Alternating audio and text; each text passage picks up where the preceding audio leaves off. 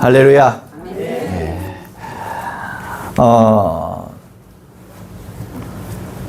제가 이 고향집에 오는 것 같은 그런 느낌으로 여기 왔습니다. 생긴 것은 도시스럽게 생겼지만은 저는 경상북도 군위군 무계면 창백일리 1270번지에서 태어나서 끝까지 거기에서 30년을 살았습니다. 이 감동이 안 오시죠? 거기가 어떤 곳이냐면 대한민국에서 의료보험을 이 산업의료보험 말고 일반 의료보험을 처음 시작한 그곳입니다. 어떻게 보면 그 당시에는 청송보다도 더 안 좋은 그런 곳이에요. 1981년 동안 그때에 처음으로 시범사업으로 시작했던 그곳이 바로 저희 동네예요. 경상북도 군위. 이제는 대구로 편입이 되어서 대구광역시 제 본적지는 이제 대구광역시로 이제 바뀌었습니다. 그래도 30년 동안 제가 이 촌에서 깡촌에서 살았어요. 정말 1981년도에 텔레비가 전기가 처음 들어온 곳. 여기는 언제 들어왔는지 모르겠습니다. 70년 넘어서 들었어요. 여기가 도시라니까요. 1980년도에 저희 아버지가 예전에 골드스타 드르륵 아시죠? 흑백 텔레비. 예. 딱 했는데 그때에 이제 이 전기가 들어온다고 했는데 돈이 없어가지고 저 바로 밑에 마을까지만 들어온 거예요. 전기가 1980년도에 1981년도에 이 공사가 진행이 되어가지고 이제 전기가 81년도에 들어왔어요. 이야기를 하다 보면 어르신들하고 이야기를 하다 보면 이 코드가 맞아요. 왜냐하면 호롱불도 켰고 난포불도 켰고 다 그런 경우가 있으니까.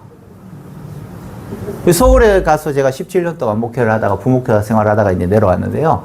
거기 가면 호롱불, 난포불로 하면 서울은 못 알아들어요. 호롱불 아세요? 알죠. 아세요?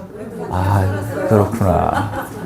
하여튼 그런 데서 제가 살았던 사람이에요. 그러니까 여기 오는 이 구비 길이 너무 친숙하고 예전에는 나 촌에서 못 살겠다 이래서 서울로 내뺐는데 지금은 촌이 좋아. 공기도 좋고 뭐 이런 상황에 있습니다. 할렐루야. 예, 그래서 또 이렇게 또 만나 뵙게 되어서 너무 반갑습니다. 제가 예전에 자전거를 처음 배울 때였습니다. 촌에는 자전거가 어린이용 자전거가 없어요. 아빠 자전거를 자전차죠 그때는. 자전차를 타고 다닙니다. 처음에는 잘 못 타요. 왜냐하면은 자전거는 그래도 뒤에가 좁아서 그래도 자전거 탈만한데 자전차는 뒤에 짐을 실는 거예요. 짐을 실는 거. 자전거와 자전차의 차이는 제가 그냥 그렇게 했습니다. 표현을 한 거예요. 자전차 뒤에다 짐을 실을 수 있도록 크게 했는 저희 형이 있어요. 저희 형이 뒤에서 잡아줍니다. 그때는 지금은 뭐 도시에서 살았기 때문에 형이라고 이야기하지만은 과거에는 뭐라고 이야기했습니까? 형님? 네, 희야라고 했습니다. 희야 똑바로 잡고 있어. 계속해서 가니까 잡기는 잡는 것 같은데 근데 믿지를 못하겠어요. 그래서 뒤돌아보면 어떻습니까? 넘어지고 또 다시 내 잡고 있다고 계속해서 가다 보니까 또 넘어지고 하는 거예요. 왜 그러냐? 앞을 보고 정신 차리고 가야 되는데 뒤를 계속해서 돌아보니까 계속해서 넘어지는 거예요. 목회도 할 때도 좌우 살피면 안 됩니다. 똑바로 주님만 바라보고 가야 되고 신앙생활도 좌우 살피면 안 됩니다. 똑바로 주님만 바라보면 된다는 것입니다. 할렐루야. 네. 제가 아까 전에 말씀드렸지만 어디 살았다고요? 경상도가 저희 집은 아니고요. 경상북도 군위군 무계면 창평일리 1270번지에 살았는데 저희 모교회가 거의 비슷합니다. 새로 이제 리모델링을 하고 지어서 조금 더 커졌는데요. 거의 비슷해요. 얼마나 고민이 되는지 어떤 말씀을 전할까. 저는 알잖아요. 저희 모친이 82세인데요. 은퇴 권사님이세요. 어떤 말씀을 전할까. 너무너무 고민이 되는 거예요. 왜냐하면 잘 아니까, 상황을 잘 알고, 농촌 상황도 너무 잘 알고 있고, 또 길게 하고 재미없게 하면 반응이 그대로 옵니다. 예의를 안 차리려고 하는 것이 아니라 이 강사가 어설프면 그렇다는 거예요. 그런 고민. 그리고 또 막 엉뚱한 이상한 이야기 하면 또 잘 못 알아듣는 이런 상황. 너무나 이 고민하다가 오늘 사사기 6장 말씀을 함께 살펴보기를 원합니다. 그래서 저는 한 가지, 주님이 함께 하신다. 네. 주님이 함께 하신다. 하나님만 바라보자. 이 말씀이 저에게 가장 은혜가 되는 말씀이었습니다. 하나님께서 분명히 말씀하십니다. 내가 너와 함께 하겠다. 내가 너를 붙들어 주겠다. 두려워하지 말라. 하나님께서 우리에게 말씀을 하시는 것입니다. 우리는 그 말씀을 들으면서도 제가 처음 자전거를 배울 때에 뒤돌아보는 것처럼, 믿지 못하는 것처럼 계속해서 뒤돌아보고 옆을 쳐다보고 그렇게 했다라는 것입니다. 하나님이 붙들고 계신다라는 사실보다 내가 얼마나 불안해하는가, 내 마음에 너무 집중했던 거예요.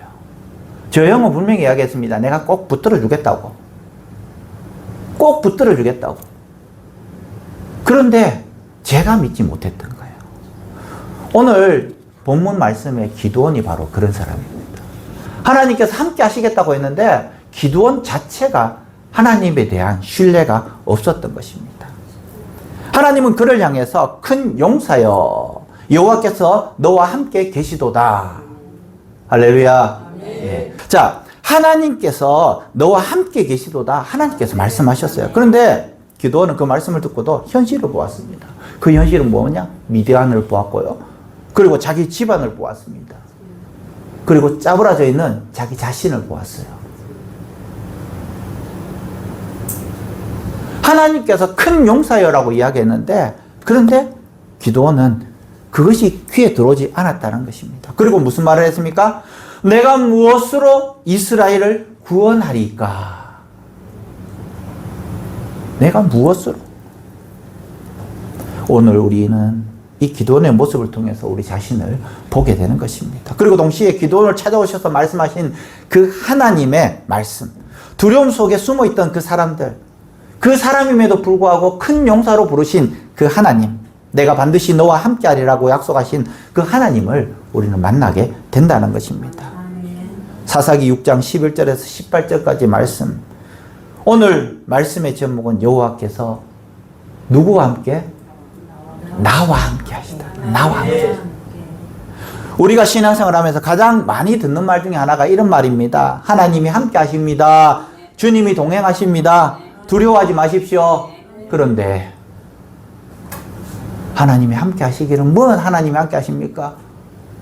주식을 샀는데 머리에서 사가지고 발목에서 팔고, 땅을 샀는데 맹지를 사고, 하나님이 함께 하시면 그럴 리가 있습니까? 내 자녀들을 보시기 바랍니다. 옆집 누군 순이는 공부 잘해가지고 서울로 가는데 빌어먹을 아들놈은 매일 사고나 치고. 하나님이 함께 하시면 그럴 수 있습니까? 주님이 동행하신다고 했는데 보면 주님이 동행하시는 것은 이웃에게 동행하시지만 나에게 동행하시는 것 같지가 않아요. 두려워하지 말라고 했는데 계속해서 마음속에 두려움이 생깁니다.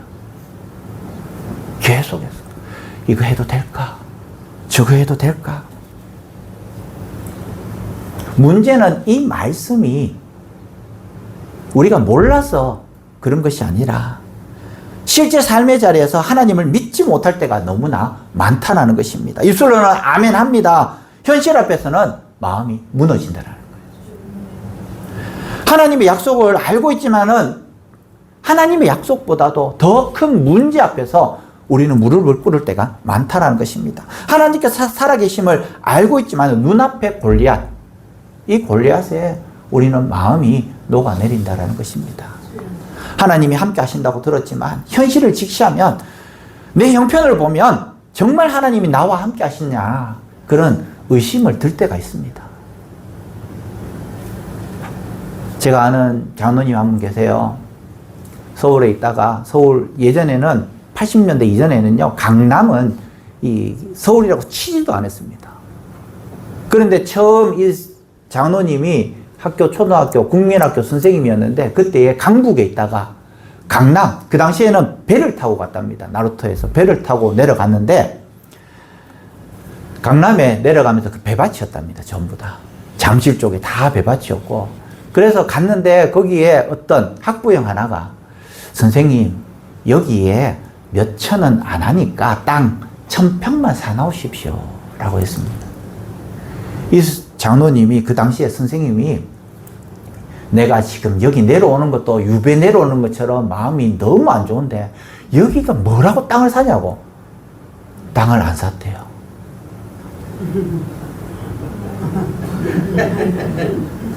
땅을 안 산 거예요. 잠실 중흥 아파트. 지금 현재 잠실 중흥 아파트 몇 천만 원이나 되는 거예요. 몇 천 원으로 살 수 있는 것을 몇 천만 원이 돼도 못 사는 거예요. 계속해서 한탄하는 겁니다. 그때 사놓을 걸. 그때 사놓을 걸. 우리는 항상 뒷북을 칠 때가 많습니다. 뒷북을. 오늘 본문에 나오는 이 기드온이 바로 그런 사람이었습니다. 이스라엘 백성들은 하나님 앞에 범죄했습니다. 그 결과로 미디안의 압제를 받았습니다. 사사기 6장 1절 말씀에 이렇게 말씀합니다. 읽어보겠습니다. 시작. 이스라엘 자손이 또 여호와의 목전에 악을 행하였으므로 여호와께서 7년 동안 그들을 미디안의 손에 넘겨주시니. 아멘. 여기 보면 또라는 단어가 있습니다. 이스라엘 자손이 또 여호와의 목전에 악을 행했다. 이스라엘 백성들은 하나님께서 회복시켜 주시면 잘 해야 되는데 또 우상에게 절하고 우상에게 빌빌거리고 그렇게 했다라는 거예요. 그러니까 또 하나님께서 또 치셨습니다. 7년 동안 미디안의 손에서 고통당하였다는 것입니다. 미디안 사람들은 이스라엘이 농사를 지면 와서 빼앗아 갔습니다. 곡식이 자랄 때 짓밟았고요. 그리고 난 다음에 곡식이 출수할 때 되면 또 가지고 와서 또 다 가지고 왔습니다. 또 자기의 동물들을 가지고 와서 가축들을 가서 다 먹게 했습니다. 사사기 6장 3절 말씀에 미디안과 아말렉과 동방 사람들이 메뚜기와 같이 올라왔다. 5절 말씀에 그 사람과 낙타가 무수하였다. 그렇게 기록을 하고 있습니다. 그들의 침략은 단순한 침략이 아니라 삶의 기반을 무너뜨리는. 우리는 계속해서 연약함을 보고 실패를 보고 부족함을 보고 숨어있는 그 모습을 본다라는 것입니다. 그런데 우리가 알아야 될 것은 하나님이 나를 부르셨다는 거예요. 하나님이 나를 부르셨다. 기드온은 겁 많은 사람이었습니다. 그러나 하나님은 그를 큰 용사로 부르셨습니다. 기드온은 자신을 작은 자로 보았습니다. 그러나 하나님은 그를 이스라엘을 구원할 구원자로 보았다는 것입니다. 기드온은 나는 안 됩니다라고 말했습니다. 그러나 하나님은 내가 너와 함께 하겠다. 그렇게 말씀하셨습니다. 이것이 바로 복음입니다. 하나님은 완벽한 사람을 부르는 것이 아니라 순종하는 사람을 부르신다라는 것입니다. 준비된 사람만 쓰시는 분이 아니라 연약한 자를 부르셔서 강하게 만드시고 작은 자를 붙드셔서 하나님의 일을 시키신다라는 것입니다. 고린도전서 1장 27절에서 29절은 이렇게 말씀합니다. 하나님께서 세상에 미련한 것을 택하사 지혜 있는 자를 부끄럽게 하시려고 하고 세상에 약한 것들을 택하사 강한 것들을 부끄럽게 하려 하신다. 아멘. 저는 이 말씀 너무 은혜가 됩니다. 제가 뭐라고 제가 국민학교, 저는 국민학교 세대입니다. 국민학교 때에 방학이 되면, 이제 방학이죠. 방학이 되면요. 아침부터 밤까지 저희 옆에 큰 개울이 있었는데 거기 가서 놉니다. 한 2, 3일 놀면 뒤에 허물이 다 벗겨집니다. 아침부터 저녁까지 수영한다고 했으니까 허물이 벗겨집니다. 한 보름 정도 되면요. 새카매집니다. 웃으면 이빨만 하얗습니다. 그런 데서 자랐어요. 30일 여름방학인데요. 30일 여름방학 하면 숙제를 합니까? 제가 왜 이렇게 튼튼합니까? 숙제 안 해가지고 많이 맞아가지고 맷집이 완전히 있습니다. 제 누나는 공부를 꽤 잘했습니다. 제 누나는. 밤에 일기는 써야 되니까 밤에 제 누나 쓴 일기 책 보면서 아, 이날은 맑았다. 이날은 흐렸다. 이것만 보면 돼요. 맑음, 맑으면 어디 가요? 내과 가요. 내과 가요. 흐리면 어디 가요? 내과 가요. 날씨가 뭐가 중요합니까? 태풍만 안 오면 가까이 있는 거예요, 그냥.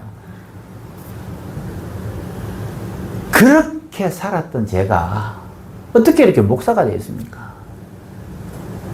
미련하는 것을 택하셨기 때문에 여기에 서 있는 거예요.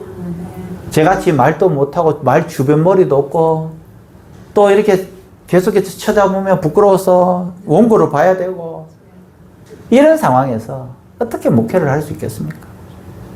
하나님께서 하셨다는 것입니다. 왜 하나님께서 그렇게 하셨습니까? 왜 미련한 사람을 택하셨습니까? 약한 것들을 택하셨습니까? 아무 육체라도 하나님 앞에 자랑하지 못하게 하기 위해서.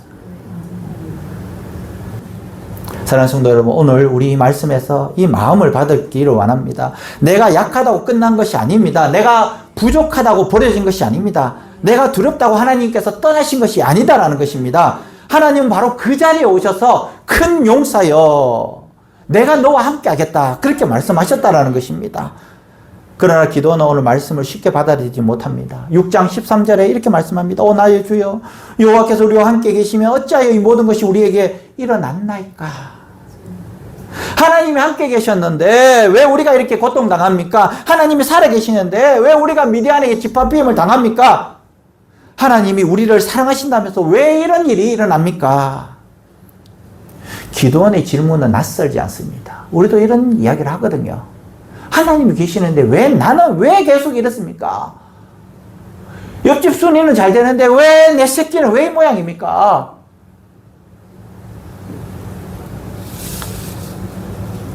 계속해서 질병을 만나면 묻습니다. 경제적인 어려움을 만나면 묻습니다. 가정에 문제가 깊어지면 묻습니다. 기도했는데 왜 이렇게 응답이 더딥니까? 하나님이 정말 나와 함께 계신다면 하나님이 왜 이런 일이 내게 일어납니까?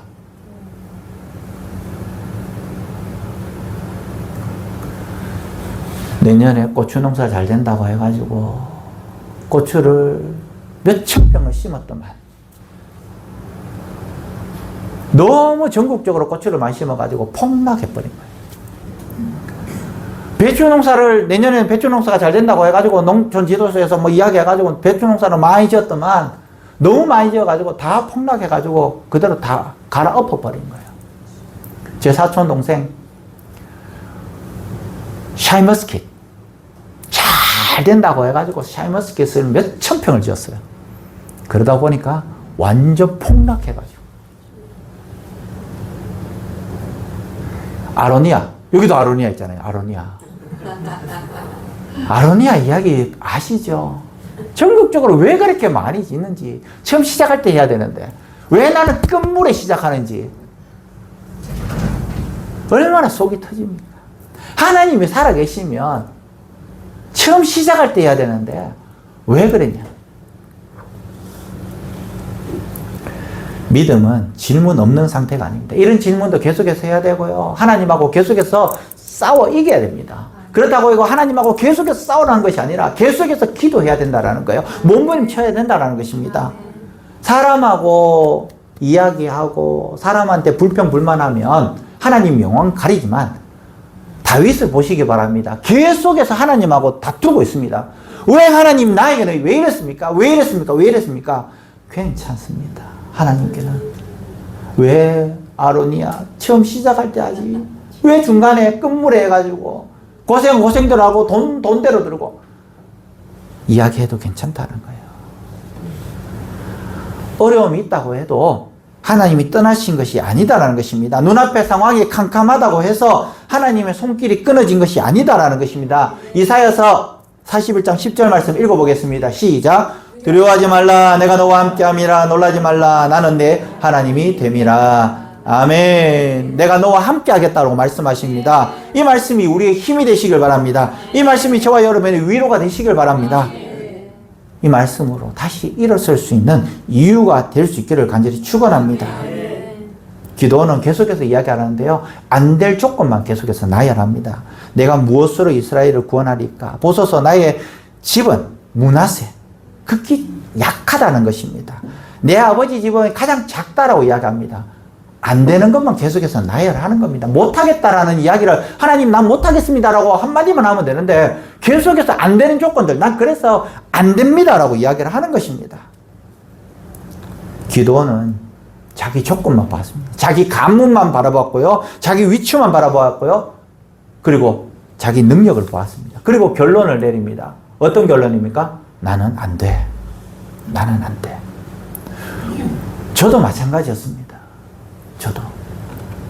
말주면머리가 없습니다. 배운 것이 없습니다. 믿음이 약합니다. 기도도 안 합니다. 계속해서 그런 이야기만 한 거예요. 하나님, 나 운전하는 거 좋아하는데 그냥 트럭 운전하면 안 될까요? 나 진짜 전국 방방곡곡 돌아다니면서 여행지 돌아다니는 거 좋아하는데 나 그냥 여행사 트럭, 버스 운전하면 안 될까요? 이런 이야기를 많이 했어요. 그때마다 하나님께서 한마디 하십니다. 안 돼. 그런데 하나님께서 기드온에게 주신 대답이 사사기 6장 16절 말씀입니다. 한번 크게 한번 읽어보겠습니다. 시작. 내가 미디안 사람 치기를 한 사람 치듯 하리라. 아멘. 내가 너와 함께 있겠다라는 것입니다. 너는 원래 강하다고 말씀하지 않습니다. 내게 숨겨진 능력이 있다라고 이야기하지 않습니다. 네가 노력하면 충분히 된다라고 이야기하지 않습니다. 반드시 내가 너와 함께 하리라. 그렇게 말씀하고 있습니다. 사랑하는 성도 여러분, 이것이 바로 신앙의 핵심입니다. 신앙은 내가 얼마나 강하냐가 중요하지 않습니다. 신앙은 하나님이 얼마나 크신 분이신가를 나를 통해서 증명하는 것입니다. 이것이 바로 신앙이에요. 내가 강해서 하는 것이 아닙니다. 하나님이 함께 하시기 때문에 된다라는 것입니다. 내가 능력이 있어서 쓰임받는 것이 아닙니다. 하나님이 보내시기 때문에, 순종하기 때문에, 그래서 하나님의 능력이 나를 통해서, 할렐루야, 내가 준비해서 완벽하게 해서 나가는 것이 아닙니다. 하나님께서 내가 함께 하겠다고 말씀하시기 때문에 나간다라는 것입니다. 스가랴서 4장 6절 말씀에 이렇게 말씀합니다. 이는 힘으로 되지 아니하며 능으로 되지 아니하고 오직 나의 영으로 되느니라. 아멘. 내가 하는 것이 아닙니다. 하나님의 영이 하십니다. 이 말씀만 붙들고 나가시면 된다라는 것입니다. 사랑하는 성도 여러분, 우리의 삶도 그렇습니다. 가정의 회복도 교회의 부흥도 사람의 능력으로 되는 것이 아니라 바로 하나님께서 하십니다. 오직 하나님의 영으로 된다는 것입니다. 성령께서 역사하시면 된다는 것입니다. 그래서 우리는 두려워하지 말고 순종해야 된다는 것입니다. 믿음으로 순종할 줄 믿습니다. 기도는 처음부터 완벽한 사람이 아니었습니다. 그는 표징을 구했습니다. 두려워했습니다. 망설였습니다. 중요한 것은 하나님의 말씀을 듣고 갑자기 변한 것이 아니라 서서히 변화되었다는 것입니다. 하나님의 말씀에 순종할 때에 기도원이 갑자기 변화된 것이 아니라 서서히 조금씩 변화되었다는 것입니다. 하나님께서 기도원에게 곧바로 미디안 진영으로 달려가라 하지 않으셨습니다. 먼저 하나님 집에 가서, 아버지 집에 가서 뭐라고 했습니까? 뭘 하라고 했습니까? 바알의 신당을 헐어라 했습니다. 바알을 무너뜨리라고 했습니다. 아세라상을 찍으라고 했습니다. 여전히 내 과거에 붙잡혀 있으면서 하나님의 일을 하려고 하지 마시기 바랍니다. 새 가족이 등록을 했습니다. 친방을 갔어요. 친방을 가니까 그 집에 나무로 만든 명태, 물고기 모양이 거기에 붙어 있었습니다. 예전에는 북어에 실을 감아놓고 했죠. 얘라고 이야기하면 좀 과거가 의심스럽습니다. 모른다고 시침이 뚝 떼야죠. 그때는 모릅니다라고 해야죠. 아무튼 예전에는 그랬어요. 명태 해가지고 이 명주실 딱 해가지고 집 앞에 딱 붙여놨습니다. 근데 이 친구 집에 가니까, 이분 집에 가니까 그거는 아닌데 물고기로 해가지고 실을 묶어놨더라고요. 그래서 제가 이야기했습니다. 제가 떼면 안 될까요? 하니까 주저주저 하는 거예요. 아직까지 교회는 등록했는데 아직까지 주저주저 하는 거예요. 그래서 이 말씀을 이야기했습니다. 이 말씀. 기도원이 신앙생활 하고 난 다음부터 시작해서 제일 먼저 했던 것이 뭐냐? 바알과 아세라 신을 없앴어요. 신앙생활 할 때 제일 출발점은 과거를 끊는 것이 출발점인데 내가 다음 주에 십자가를 걸어줄 테니까 저거 버려라고. 정말 버렸습니다. 근데 믿지 않는 사람들이요, 새롭게 시작할 때 그거 버리는 것 너무너무 두려워하더라고요. 신주단지 없애는 것 너무너무 두려워해요. 어떤 어르신 댁에 갔는데 신주단지가 여전히 있는 거예요. 왜 저기 있냐고. 버리기가 너무 두렵다고. 내가 갖고 가도 되겠냐고. 아, 그래주면 고맙겠다고. 제가 갖고 와서 제가 버렸어요. 교회는 다니지만 여전히 과거를 끊지 못하는 사람들도 많이 있습니다. 괜찮습니다. 괜찮아요. 천천히 변화되면 되기 때문에. 사람의 시선을 두려워했던 마음을 깨뜨려야 합니다. 내 안에 자리 잡았던 그 불신앙의 그 재단을 헐어버려야 한다라는 것입니다. 할렐루야. 예. 사사기 6장 27절 말씀에 그의 아버지의 가문과 그의 성읍 사람들을 두려워함으로 여전히 두려워했다라는 것입니다. 하나님이 너와 함께 하겠다고 했지만은 여전히 두려움이 있다라는 것입니다. 괜찮아요. 괜찮아요. 두려워해도 됩니다. 아직까지는 걸어가고 있는 단계이기 때문에. 그렇지만은 따라하겠습니다. 작은 순종이 믿음을 자라게 한다. 할렐루야. 작은 순종이 믿음을 자라게 합니다. 한 걸음 한 걸음의 순종. 이 기도원은 그런 순종을 했다라는 것입니다. 하나님께서 우리에게 맡겨주신 그 전도의 자리, 그 섬김의 자리, 그 헌신의 자리, 그 기도의 자리, 한 걸음 한 걸음 나갈 수 있기를 바랍니다. 조금은 부담스러울 수 있습니다. 자신이 없을 수도 있습니다. 그렇지만은 하나님께서 문을 여시면 우리는 할 수 있다라고 고백할 수 있기를 바랍니다. 아직까지도 많이 남았는데 시간이 많이 지났기 때문에 쭉 지나갔어요. 시편 46편 1절 말씀이 이렇게 말씀합니다. 하나님은 우리의 피난처시고 힘이시고 환난 중에 만날 큰 도움이시라. 아멘. 환난이 없다라고 이야기하지 않습니다. 환난 중에서 나의 도움이라고 이야기하십니다. 문제가 없다는 말이 아니에요. 문제 가운데서도 하나님은 우리의 뭐가 되신다고? 피난처가 되신다고 말씀합니다. 전쟁이 없는 것이 아니라 전쟁 가운데서도 하나님께서 나의 힘이 되신다고 그렇게 말씀하고 있는 것입니다. 내 힘으로 도저히 안 된다고 느껴지는 자리가 있습니까? 오늘 말씀 붙드시기 바랍니다. 사사기 6장 12절 말씀.